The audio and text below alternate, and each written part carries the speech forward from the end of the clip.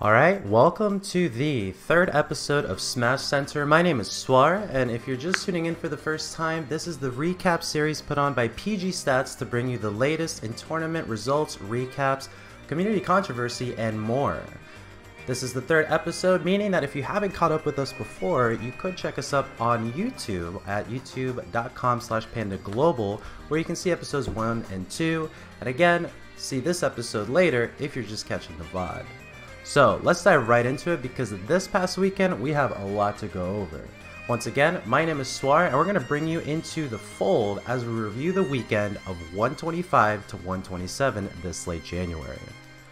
First, let's go ahead and take our attention to Retro Arena 64. Retro Arena 64 features incredible talents with a 256 entrant tournament all the way in the Midwest.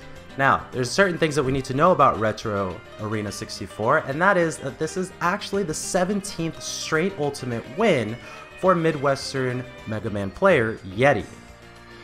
He's also juggling Snake, but in this tournament he featured an impressive Mega Man who beat Meister, coming from Mexico, and just to be clear, Meister hasn't dropped a single set in Chicago prior to his 2 weeks being there.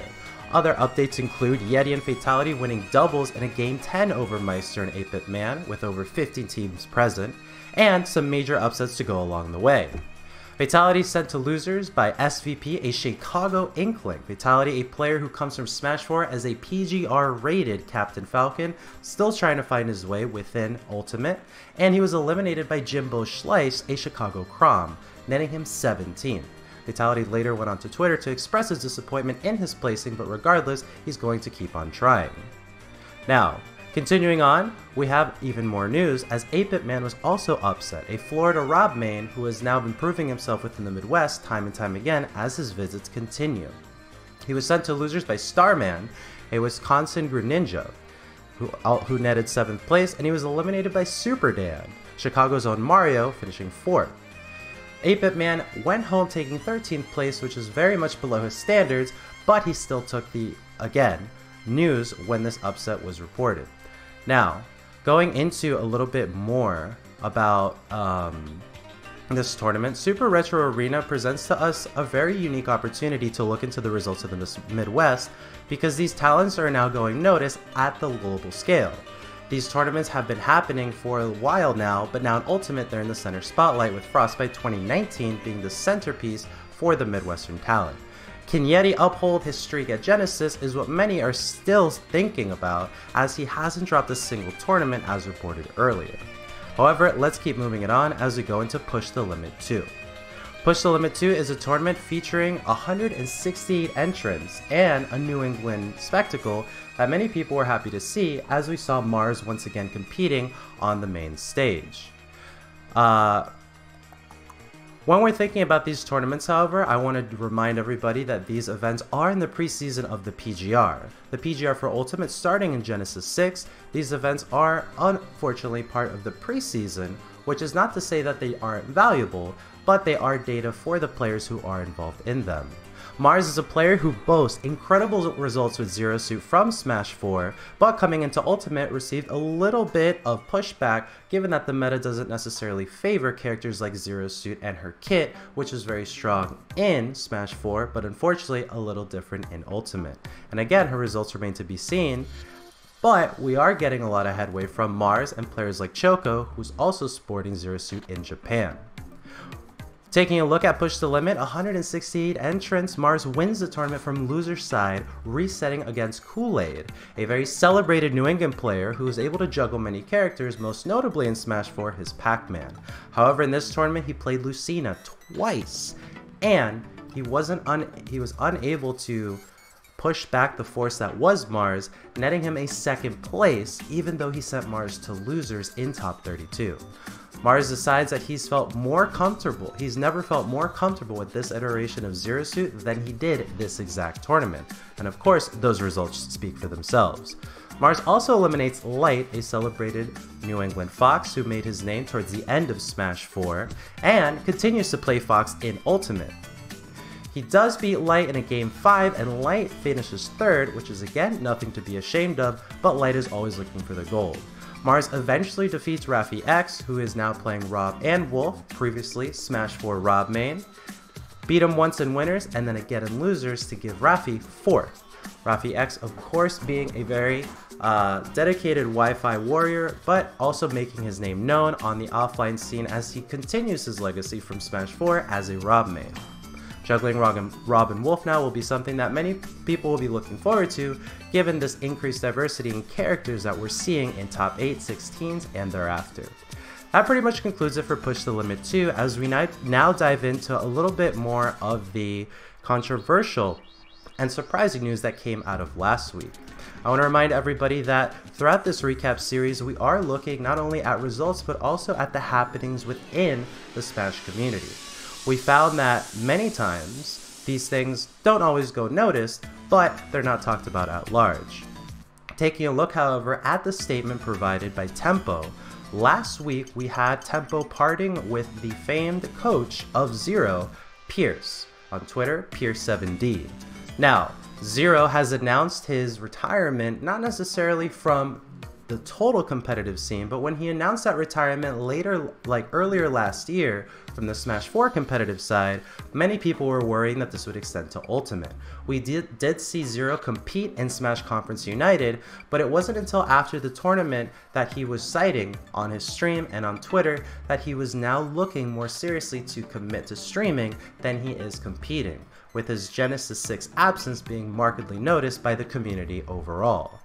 Despite that, and playing along with it, Pierce was let go from Tempo in an agreement that both of them saw as even, and he is now a free agent coach, which doesn't preclude what happened after. Now, Pierce, being someone who comes from the Smash scene in Brawl, and being someone who's been in the scene for a long time, he has had a reputation within the scene as a coach. However, following this release, there was controversy on Twitter that followed several allegations that community members had against Pierce that were resolved privately and publicly, with Genesis 6 and Pierce eventually agreeing for him to not attend the event, given the discomfort that many community members felt. That and more is covered online as we saw these Twitter stories and threads develop before our very eyes. However, last but not least, we have one more thing to cover, and this is now talking about the Genesis 6 seeding controversy. Genesis 6 is something that has been in the community now 6 iterations before. And when we're looking at Genesis 6, we're thinking about many of the most memorable events that have happened in Smash history. Genesis represents a legacy event that the entire community celebrates, starting with Melee, but now, looking into Ultimate, it looks like the biggest tournament to date, breaking records of 2,000 plus entrants for Ultimate Singles alone. This means that this tournament is the largest grassroots event ever put on by Smashers for Smashers, not counting events like EVO that are again part of a larger team that isn't specifically Smash centered. Now, what ended up happening was one of several things.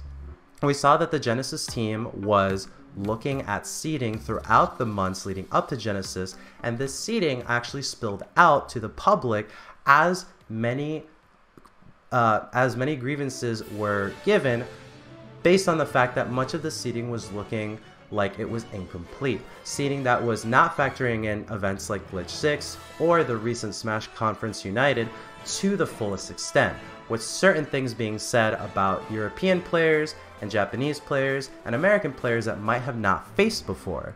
Now, this later boiled down into Twitter, where Leffen addresses this very publicly and starts accusing this sort of seeding to be biased towards and against Europe and towards Japan and against Europe respectively. He cited many events saying that the seeding team was not valuing the results that the Europeans have garnered so far, and some players were being valued for their legacy, such as Mr. R, compared to the players that were receiving their accolades now in Ultimate, such as Gluttony, who has won practically every event that he's entered in Europe. Regardless, this erupted into a Twitter storm, and we saw many a player not only voice their opinion, but also we saw the Genesis team reach out and actually offer to reseed this event with the help of several players. This is something that we haven't necessarily seen before so close to the event, but the staff showed that they were taking the feedback seriously, and accordingly, they went ahead and added a new set of people to the reseeding team. This team includes, as shown, Zeke, a Canadian coach that many have celebrated both in the Brawl and the Ultimate scene, in the Brawl and the Smash 4 scene now, and he's now active in Ultimate. Zan, a SoCal Toon Link player, also playing Young Link now. TLTC, a Palutena main from Smash 4, continuing to main Palutena now in Ultimate, and also community leader in SoCal. And Aperture, a Sonic main from Smash 4 who's continuing to play him in Ultimate, as well as dabbling in another few characters such as Inkling. These four were included in the reseeding process that now Genesis has taken it upon themselves to do, given the numerous pieces of feedback that were given and addressed not only by Leffen, but other members of the community that followed suit. We saw that they not only have the new team, but they're also going to be completing the scheduling processes and solving regional conflicts that arise after such switches are made. That about sums it up, however. This has been SmashCenter. I do want to say, as we move on, that these recaps are going to continue in the best of their ability, and we're going to have a schedule change beginning with next week after Genesis. Not revealing too much, but we're going to go ahead and add a new guest to the lineup. That guest will be revealed later, where we take these pieces of information, break them down in a more relaxed setting, and discuss them with the chat and the community at large. This has been SmashCenter Episode 3. I hope you've enjoyed it. The recap is available on YouTube, so if you haven't seen it there before, go ahead and hit up youtube.com/pandaglobal. Give it a like, subscribe for more updates, and we'll be seeing you next time for Episode 4, which will be on next Tuesday, February... Actually, when is that? Sorry, it was a little impromptu. But February 5th, we will be seeing you for the post-Genesis 6 updates. We will be going not only over the results, but also the new PGstats TTS system, which will be rating tournaments based on entrance, S, A, B, and C tier, and any new news that has come up from now until then. It's been a pleasure. My name is Suar from PGstats, and I hope you've enjoyed this episode of SmashCenter. We'll be looking at feedback, and we'll be adding more to the show as this project blossoms into more and more. Right here on Twitch, we'll always be listening, and on YouTube as well. On Twitter, if you want to find us, at the PGstats or at PG_Suar. Again, it's been a pleasure. You have just seen SmashCenter Episode 3, and I hope you've been enjoying it, and we'll see you next time.